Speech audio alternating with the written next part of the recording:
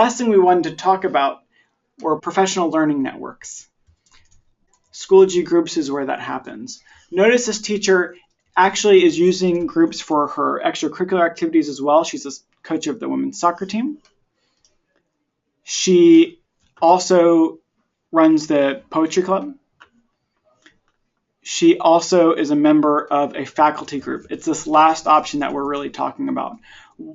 This is something to check out, not day one, maybe not week one, but the next time you have professional development or a learning opportunity or you're working with your PLC, check out Schoology groups, because this is a place where you can post updates, share ideas, ask each other questions, and also share common resources. For instance, if everyone uses the same evaluation form or the same rubric or the same quiz, in Schoology groups, you can do all of that. So where resources are your digital filing cabinet, groups have that ability as well. And you'll even see in Schoology that the resources drop down, there's a group section too. So any resources that these groups are sharing, you have a shortcut to them through the group resources. These are the same thing. So this faculty group is posting polls, getting ideas for streamlining their PD. They're sharing resources and question banks and things like that. Clicking the gear icon, anyone can add those to their course.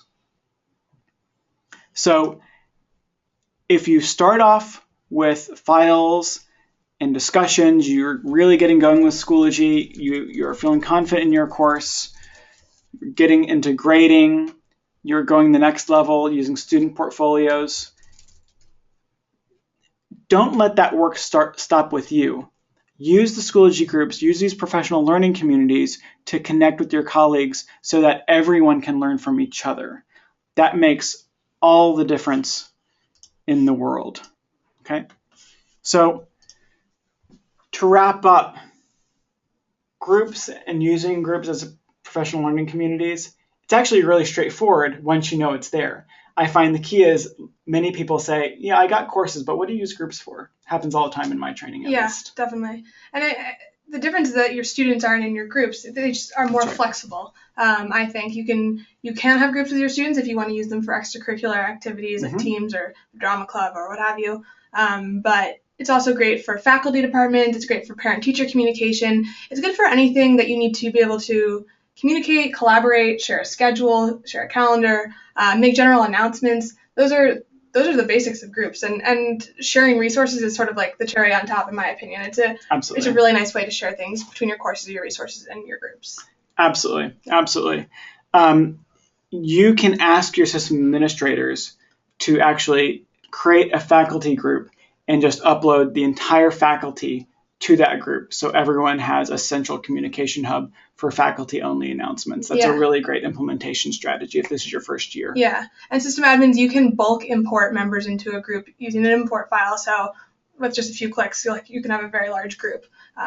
So reach out to our support team if you want help on that. Yeah, great idea. We're your account manager. We're all really eager to make sure that everyone is using Schoology beyond just the classroom. Definitely.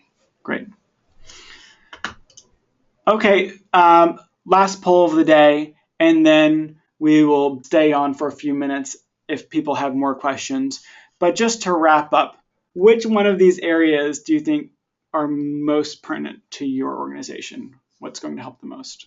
While the votes are coming in, when you go to like Facebook or something like that, you log in and they're working tirelessly on their algorithms to keep you engaged. They're trying to keep you engaged to see ads. That's their idea. We're trying to keep you engaged in Schoology to get students more engaged in the content. And one of the tricks to do that is to put all of your clubs and athletics in Schoology. So you have coaches and directors and captains posting schedules and plays and updates in those groups. But because students are logging in all day to check out those updates, they're also inevitably going to see all their homework, their announcements from their teachers, etc. Yeah, it's a great way to drive engagement. We've actually had really successful stories of schools rolling it out for clubs and sports teams first and then bringing in courses a year later. Absolutely. So, I mean, they're very versatile. Absolutely. So a lot of ideas all over the board here. I will say that more and more we are seeing people focusing on creating a curriculum repository by subject area. It's a great way to do it. Usually curriculum repositories by grade level, we see that in primary school where everyone is teaching all the subjects. If you are interested in either of those, have your contact at your school, your support contact, the people who work with Schoology, have them reach out to us because we actually do teach a course, a 2-hour course, just on building a curriculum repository. So if you're ever interested in that, feel free to reach out to your account manager and we'll be happy to connect you with those courses as well. That's a great question I see from Amanda Miller. Would you create a group to communicate with parents? Some people do create a group for their parent-teacher association. It's not a bad idea to give announcements to parents in bulk. You can also post updates to the entire school as well. If it's something that faculty, parents, and students should all know about. People like principals have that ability. Instead of writing an update here just to their course, a principal would have the ability to actually have the school or the district in this dropdown to post an announcement to everybody. So it depends if parents need different announcements from everybody else, or if they could just get a generic announcement that goes to everybody. Definitely. I've seen it done both ways with great success. Question about the grading scales.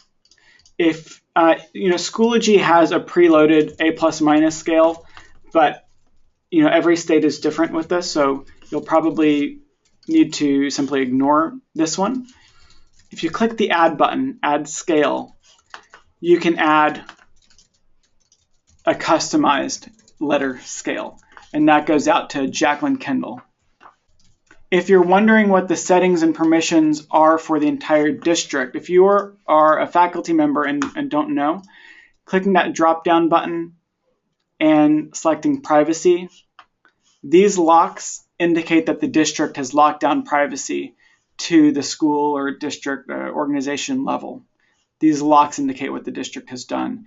If you are a system administrator on this call and have questions about this, reach out to our support team because we are very happy to guide you through this. We usually take care of this in implementation, but sometimes who's responsible at your organization, who's responsible for this changes, we can always do a refresher. Definitely. Great, and it looks like our questions have slowed down here. So thank you all for joining us. Thank you for joining me. Julianne, who's been on the line answering questions as well, thank you for joining us. And again, this is recorded and we look forward to posting it to you all soon. Bye, everyone. Thanks for joining. Bye-bye.